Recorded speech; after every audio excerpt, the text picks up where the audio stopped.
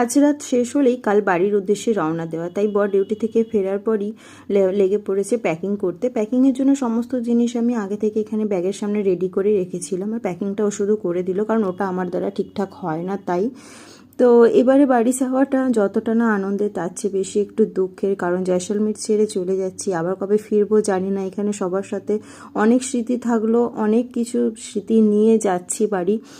যদি ফিরতে পারি তো ঠিক আছে, যদি অন্য কোথাও চলে যেতে হয়, ট্রান্সফার হয়ে যায়, তাহলে আর এখানে আসা হবে না কখনো।